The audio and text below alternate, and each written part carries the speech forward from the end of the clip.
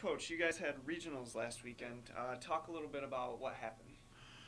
Well, in the regional tournament, actually, we had a pretty good first round, but if you really look at the scores, Wyatt Drost, a true freshman, had a incredible first round there for us, shooting 69.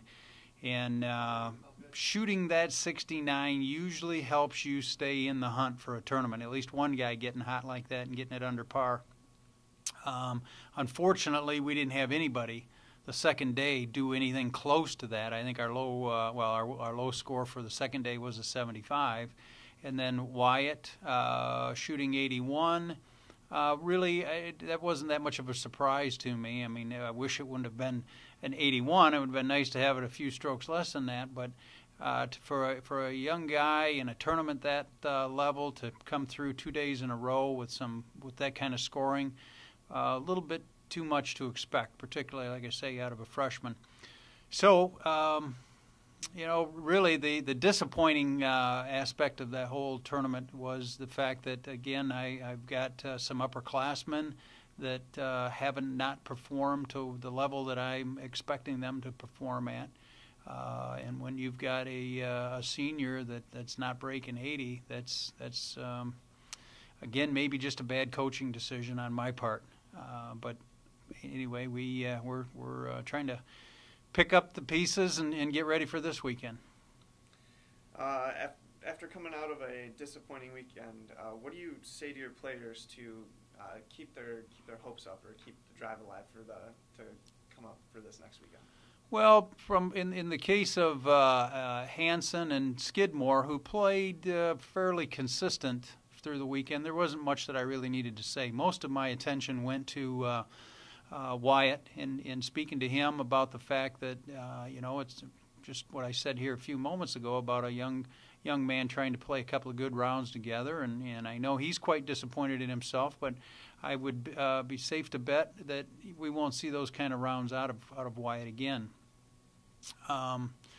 The rest of the team, it was a matter of me doing a little bit of soul searching. In the past, I've allowed our players to get into playoff situations, so to speak, for a spot in the lineup.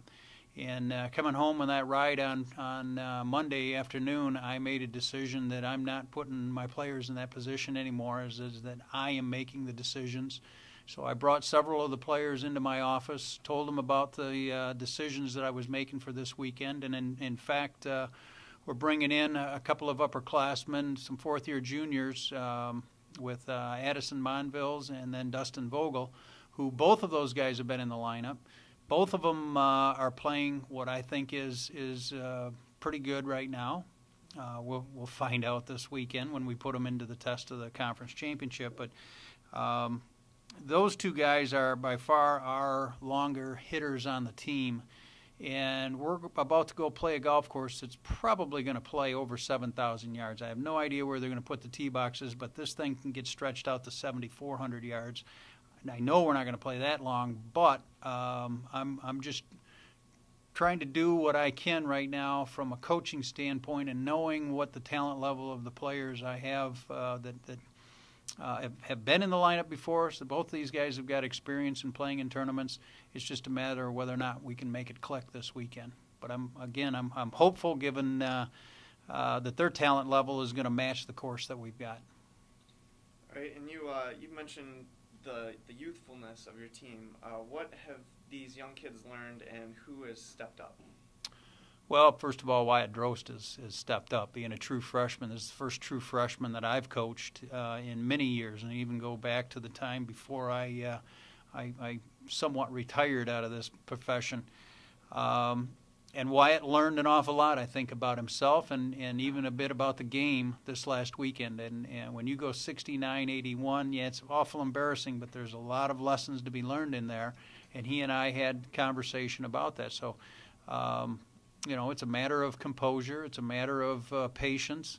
And overall, it's a huge game of confidence. And I don't think that Wyatt has lost any of that. So maybe he learned a little bit about himself, and that he's got to be a little more patient when such situations arise that you might get a little bit excited and shouldn't.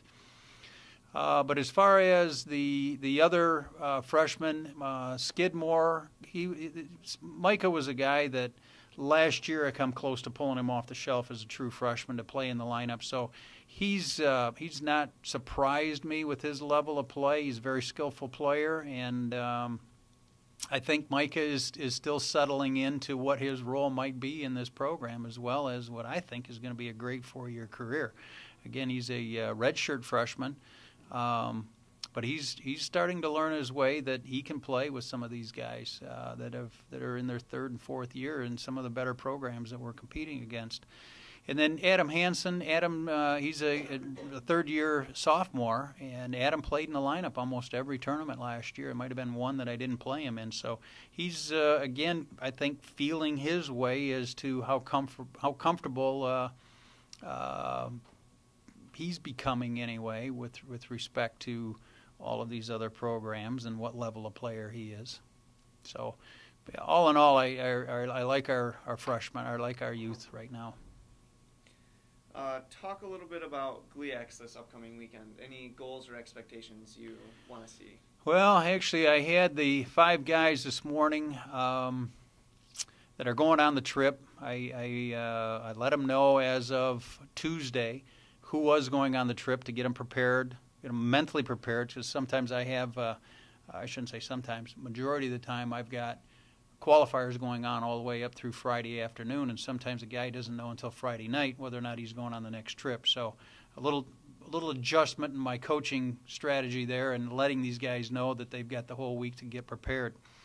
But anyway, as a part of that preparation this morning for our Red Pride Friday, I decided the 5 guys that were going to be with me at one of the 7-Elevens were the 5 guys that are on the trip. So I'm trying to get these guys huddled together as a group, so to speak, get themselves, because they not all 5 played in the lineup together like this. So I'm trying to get a little team chemistry going there, hopefully. And I'd already mentioned about the length of this golf course. We've got to make sure that these guys are hitting the ball rather well off the tee. So the drivers is a key club here for this weekend, and we will be working on that particular club this afternoon, even if it's raining or not raining. And then tomorrow through our practice round, we'll also be doing an awful lot of concentrating on the tee shots. Not to mention the short game around these greens, but it's going to be a long golf course, and I've got to get these guys ready for an awful long 36-hole day on Sunday.